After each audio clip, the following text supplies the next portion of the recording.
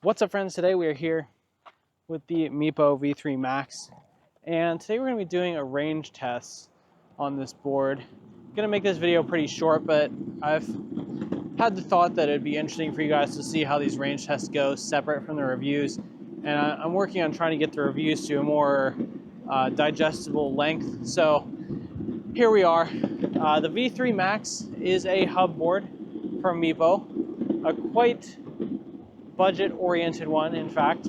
Right now on the site it says $469, I believe, is the price.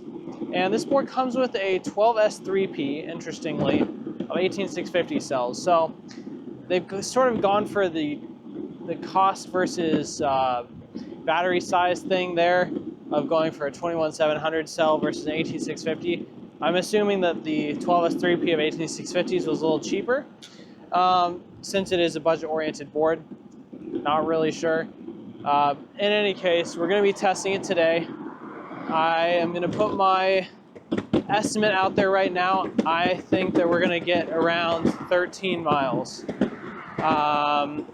based on the 18650 cell and other boards that I've tested in 12S2P configurations. But I'll keep you guys up to date as we go along.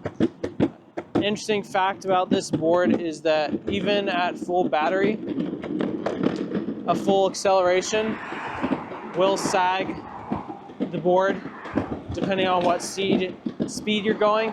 So I was going about 19 miles an hour on my way over here, and doing a full throttle at 19 ends up with 1 bar of sag on the screen of the remote, which I feel like is probably fine for a board of this price. Just something to be aware of. So I'll catch up with you guys after the first lap. All right, so we're on our higher speed portion of this route now. I know I said I was going to catch up after the first lap, but I just had a couple things I wanted to say. Part of the reason for these range tests is to see how the deck feels over an extended riding period. So that'll be interesting to see how well this deck does. The only other board like this that I've tested is the Meepo V5, and that only went 6.7 miles, so I didn't really get a proper test of how comfortable the deck was. So we'll see how this slightly flexy deck holds up. Additionally, I like to test these against the manufacturer's claimed range, and for this board, Meepo is claiming 20 miles of real-world range. Now, being that this is a lower powered board, maybe you could get 20 miles with a lighter rider. I am not a lighter rider, so this is more of a realistic scenario, I feel like, than an optimized range test, which again is the point of these tests that I do. So just wanted to put that out there and let you guys know that the point of this is not to shame the manufacturer for not making their range claim necessarily. I do think they should be more accurate, but this is a more accurate test rather than a 120-pound rider on a perfectly flat surface in eco mode. You know what I mean? I'll catch up with you guys soon.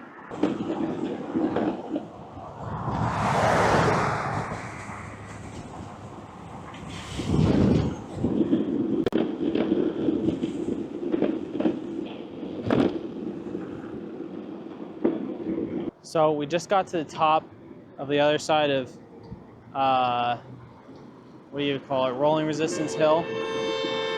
And the board was sagging from 3 bars down to 1 on the hill, which is pretty significant, I would say. It seems to have recovered back up to 3 now, but we're only 4.4 miles in, so there's pretty much 0 chance that we're making it up this hill a second time.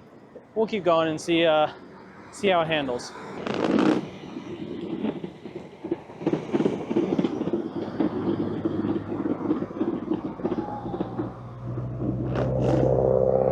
All right, so we're at the end of lap 1 now.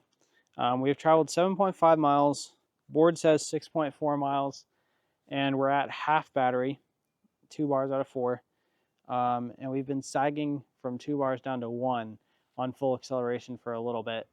So I think we'll probably make it almost to the hill, but maybe not down and up it. We'll see. Sometimes these boards surprise me. One thing I will say about the hub motors on this board and the deck is better than I thought it would be. Definitely a big step up from the V5 because it doesn't feel like I'm going to die and fall through it. I'm being dramatic, but it was a little bit flexible for me. This feels pretty solid, although it does take away from the comfort somewhat. And the one thing to say about hub motors is that when you're on a nice road with no bumps and stuff, they feel super, super good. But as soon as you're on anything with bumps and rocks and manhole covers, it kind of falls apart a little bit. In any case, it's been a pretty good ride so far. We've probably got another 5-6 miles left max. We'll see. So we've been on one bar for a little while now. You probably won't, oh, you can see it. Yeah, so we're going at a decent clip. I got an error, or like a warning on the remote. It vibrated a couple times, but I couldn't really see what it was. So kind of waiting for it to come back, but one bar. It's not sagging too badly. Still able to go about 20, but I'm wondering how long this bar is going to last. Nothing weird yet. All right, I have a theory. I was just riding now, and I got 4 vibrations. And I looked down, and the battery bar was flashing. So I'm thinking 3 vibrations means 25%, and then 4 vibrations means 10. It has recovered now that we stopped for a second. But we're part way around the loop. If this doesn't die before it gets to the hill, it is 100% dying on the hill. So, see how this goes. This is at 8.5 miles by the remote, so probably 9.5 since we were a mile off at the first loop. Wow, look where we are. Of course, it had to survive until the hill. Now it's going to die on the hill, and we're going to have to switch boards on the hill and then finish the rest of the hill. Very nice. Well, we're on the hill. Still managing 16 miles an hour, shockingly. I wonder if we're going to make it.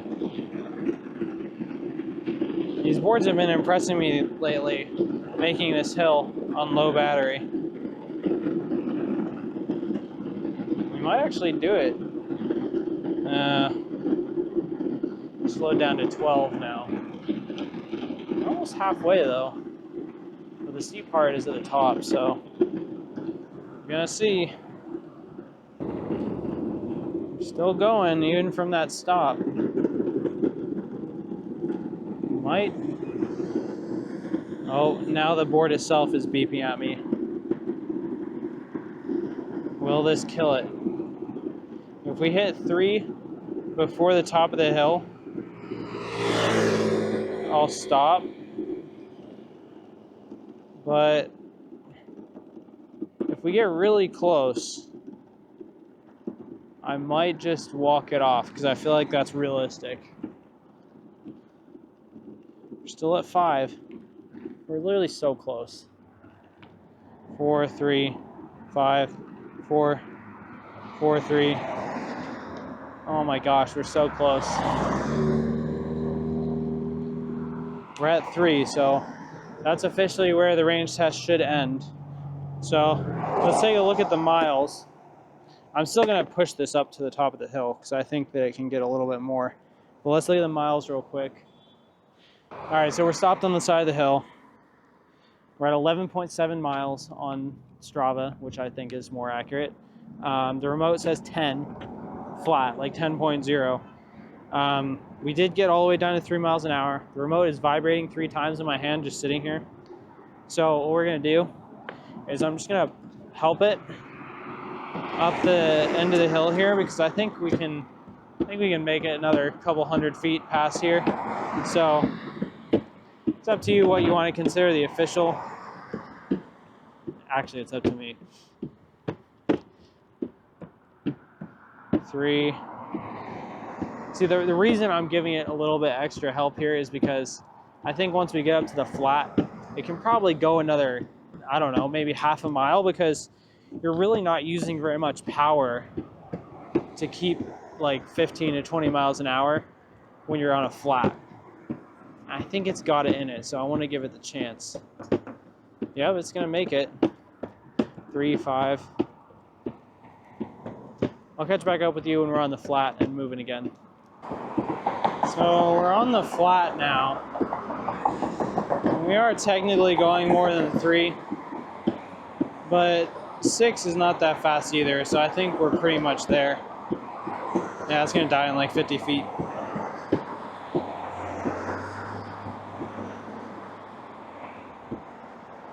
Five.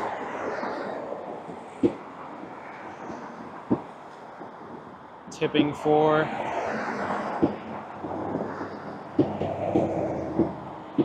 Still 5.